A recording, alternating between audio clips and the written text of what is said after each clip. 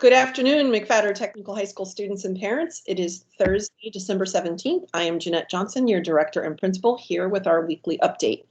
And as always, with me are the assistant principal in charge of the high school, Mr. Darrell Harris. Hello there. Hi, Ms. Harris. And our magnet coordinator, Ms. Lily DeCastro. Good afternoon. So we have several very important things to go over this week, so we're going to dive right into them.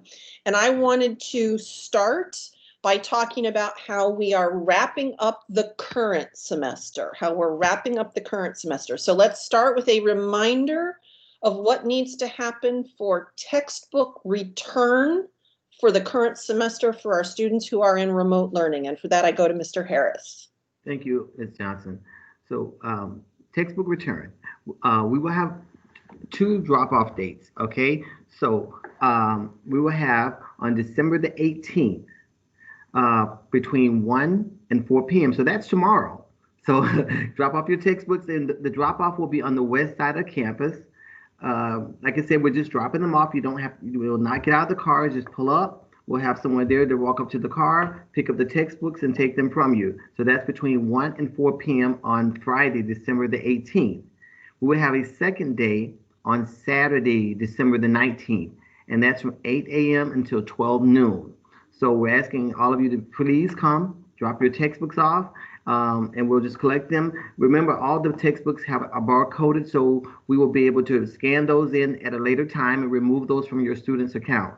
So just come drop the textbooks off 1 to 4 p.m. on Friday, 8 a.m. until 12 noon on Saturday. And in both cases, the drop-off location is the west parking lot, correct? That is correct. Okay, just down by the high school, the two-story high school building. Yes. And in our students who are already on campus learning face-to-face, they'll just turn their books in to their teachers, so they don't need to come during that time frame. Yes, that is correct.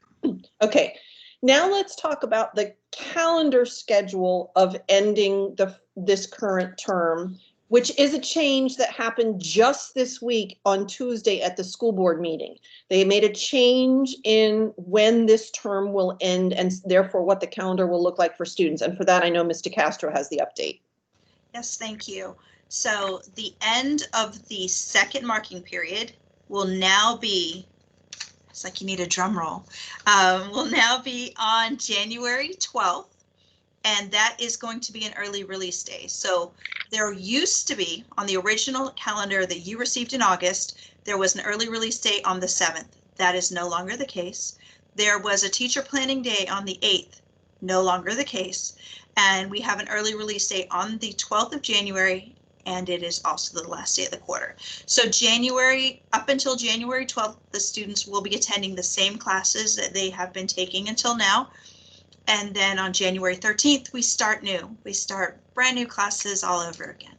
So the week we come back, schedule-wise, it's a regular week for students. They're here all day, their whole normal time, all week in their current classes. Correct. Gotcha. And then the following week is when the early release day on the 12th and then on the 13th. So there's not a planning day in between the end of the second quarter and the start of the third. Correct. And so the end of the quarter will be on a Tuesday. And like the school years have begun recently, the 13th is a Wednesday, the first day of the new quarter. Correct. So now let's talk about the spring semester. And let's start, since we were just talking about on the 12th, they're going to have an early release day in ending their current class. And then on the 13th, they're going to go to their new set of classes. When will schedules be available to students? How will they receive them? They should be able to see them on Virtual Counselor. It is not a factor that we turn on and off. We are not sure when the district is going to show that, but once it is available, when they go into their Virtual Counselor account, which can be found through single sign-on, there's a pull down tab and they can change it to, it's either going to be under term 2 or term 8. I'm not sure how it will show, because we are a unique school with our 4x4 block. Okay. And in order for them to participate in their classes in the spring, for those students who will be participating remotely, they need to have textbook pickup days. And for that, I know Mr. Harris will talk. Now, again, for those students who will be doing face-to-face instruction in the spring, They don't need to come on the days Mr. Harris is going to talk about. They'll just get their textbooks when they come for class. But for those students whose families choose remote instruction for the start of the spring term, there needs to be textbook pickup. And so for that schedule, Mr. Harris has that information. Yes, and thank you. And as you know, for those of you that know that had to pick up textbooks before, this does take a little bit more time than normal. So we do have an additional days as far as textbook pickup. So I'll go through this here. On January the 5th, we will have all the ninth graders only between 4:30 p.m. and 6:30 p.m. on January the 5th to pick up your textbooks and any of the related materials for your classes. On January the 6th will be 10th graders, same time frame, 4:30 to 6:30 p.m. On January the 7th will be 11th and 12th graders. And the reason you may say, why do we have 11th and 12th graders on the same day? Because they also have a tech program, so they probably have fewer textbooks as well. And, you know, so that's one of the reasons for that. And also on January the 9th, we will have from 8 a.m. until 12 noon, picking up the textbooks. So the process usually takes a little longer, but we have 2 hours, I said, for each day, the 5th, the 6th, and the 7th, and then on the 9th from 8 a.m. in case someone couldn't make it on one of those other days.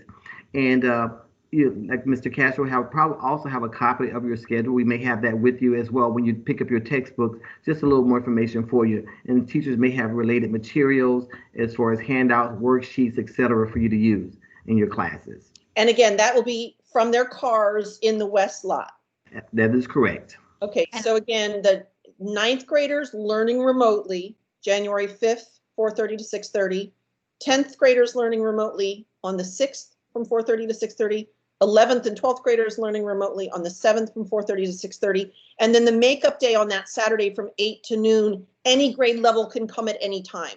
Yes, that is correct. Okay. And I will definitely have hard copies of their schedule there that day too.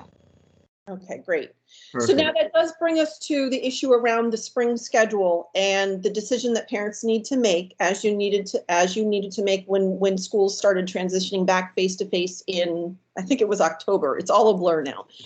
Each family needs to make a choice, and we sent out a parent link earlier in the week. We'll also be doing another reminder tomorrow. But each family needs to go to the single sign-on. You find that at sso.browardschools.com.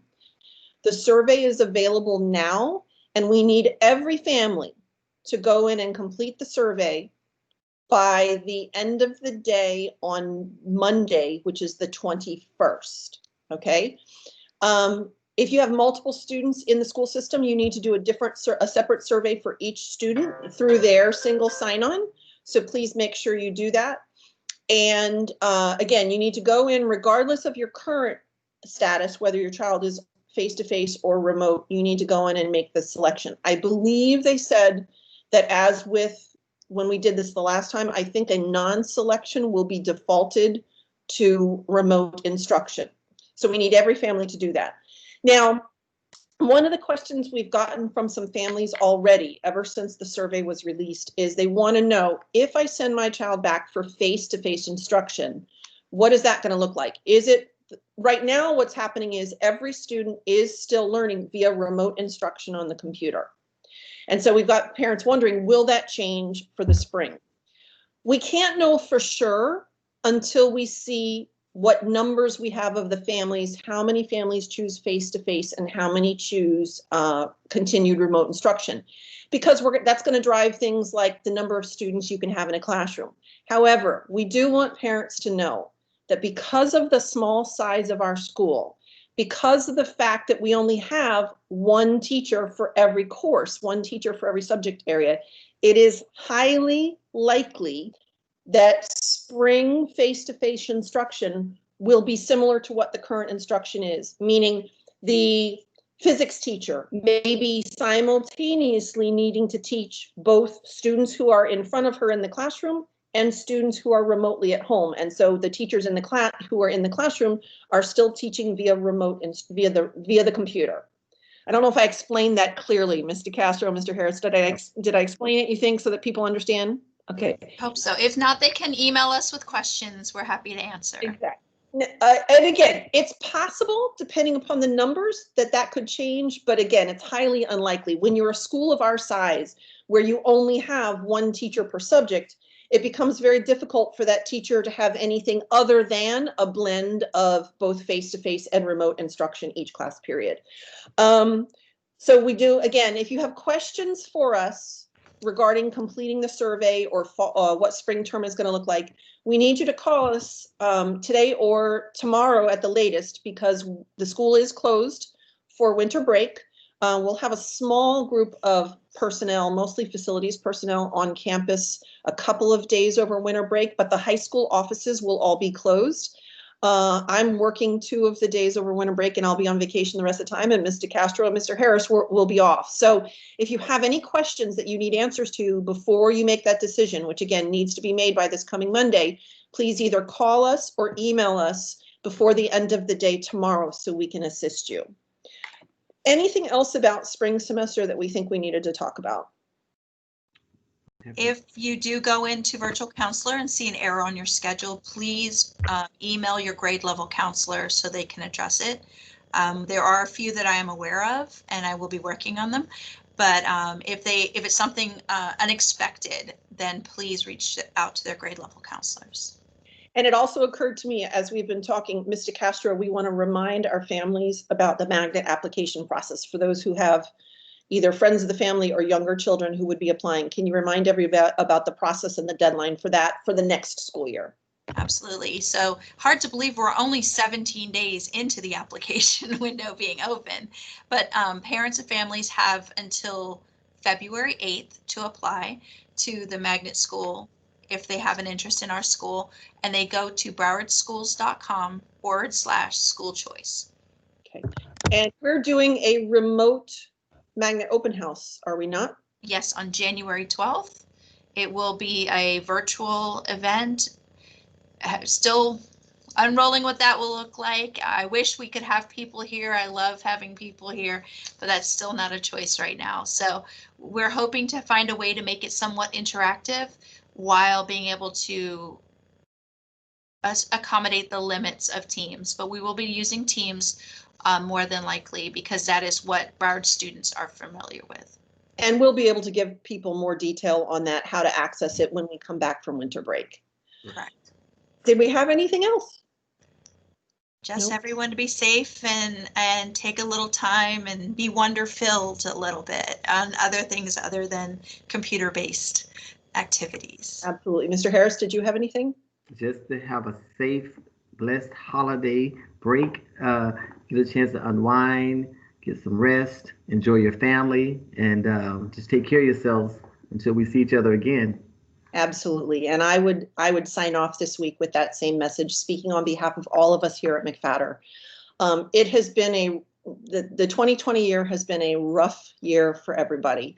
I think just about everybody is looking forward to 2021 and turning the page. We know that families and many of our staff have experienced loss.